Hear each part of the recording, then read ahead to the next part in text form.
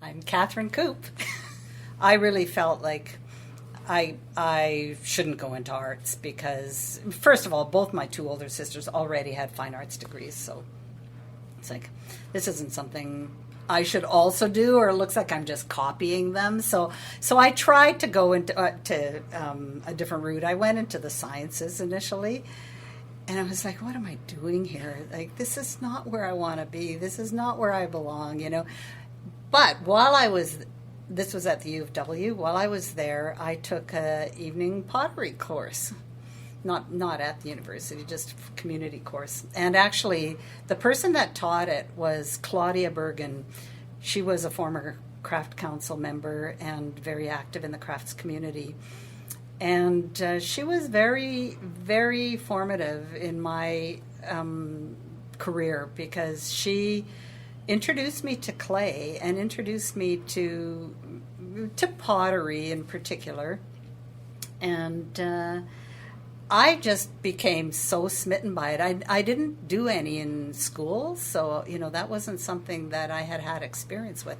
And it was like, oh, this is a medium I can get into, And then I learned that the fine arts program offered ceramics, and was like, oh, well, that's my route to going to fine arts, but I'm going to become a teacher because this is what I should do. I'm not going to try to be a potter. I will go but I want to go through the fine arts program instead of the education program because I want the ceramics base. And so that's what got me into fine arts. That's what got me into pottery right from the beginning.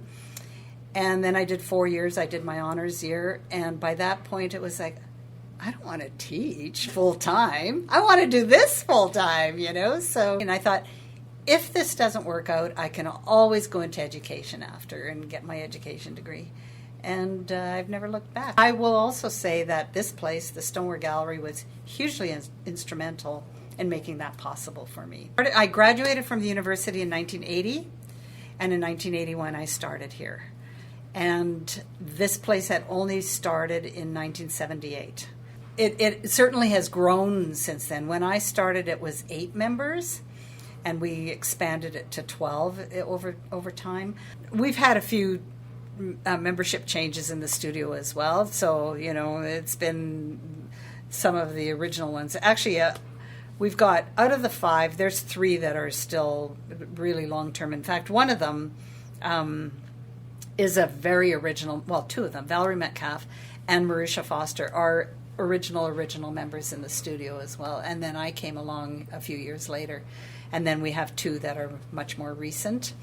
Finding this place at that time in my life, it gave me lots of reasons to continue. And it gave me a base, and it gave me a platform, and it gave me an outlet, And so I have to credit being part of the Stoneware Gallery for keeping my career happening.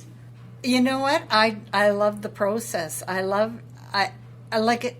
A lot of people say this, and I think of it as well. It's kind of magical because you can take this lump of clay and make it into, something that's beautiful and useful and, durable, and it completely transcends. And, it's kind of just this amazing material. It's frustrating as well because so much can go wrong from beginning to end. And so it's, but yeah, once I discovered the potter's wheel, it was like that machine also was just something I really loved to use and to work with, and to see that lump transform into something that initially, I thought might be really limiting by the use of a potter's wheel, because essentially everything has to be round.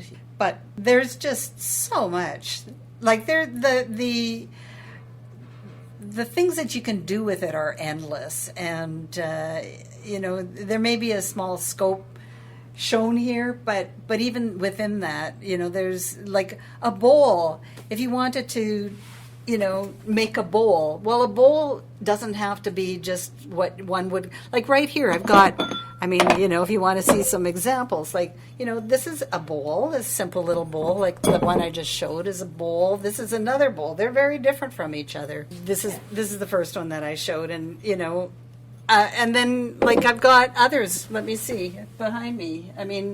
These are still all very simple, useful bowls, but each one is very unique and different. I've got these ones here that are, just altering the shape a little bit. So, I just love the exploration. And so, just how nothing is just one way. It can just be whatever your imagination decides it should be. I do work from the standpoint of sort of the functional object first, and then I go and decide what I want to do with it. So even if you look here, I've got a vase this one is this shape. Those are vases as well. And, a vase can have so many directions. Same with a teapot. So, I decide I'm going to make a teapot, but, I don't want it to be like other teapots. So I just have a lot of fun with it. And that's where my imagination goes as to how I can make it individual, make it unique, and make it hopefully something nobody's seen before, other than maybe by me. And that's for any particular object. A mug too, just, I can't settle on a specific mug. I always have at least 10 different kinds going at one time, and I have to switch them up because I just can't make them over and over and over again and keep it interesting and then, come up with another idea. I have endless ideas of how I want to make a mug, and so, I try to keep some going because customers want them, but after a while it's like, okay, I'm tired of this one. I need to make a new one, so, but yeah, it's like whatever functional object you decide on, there's no end to what that can look like. And so that's what inspires me. I find that challenging and interesting. I'm very interested in form, so form is really important. I do always try to manipulate the form a little so that it keeps some of the plasticity visible in the final product, because clay is so plastic and when it's soft, it can just be completely indented and moved around, and so I just try to keep some of that in everything that I do as well, because I like that characteristic. So over the years, because I've come out of an art school background, for years and years and years, I called myself an artist, but I struggled with that term. I make functional objects. And so I kind of realized that, no, I have artists in my family who I would not question for a second that they're artists, because they are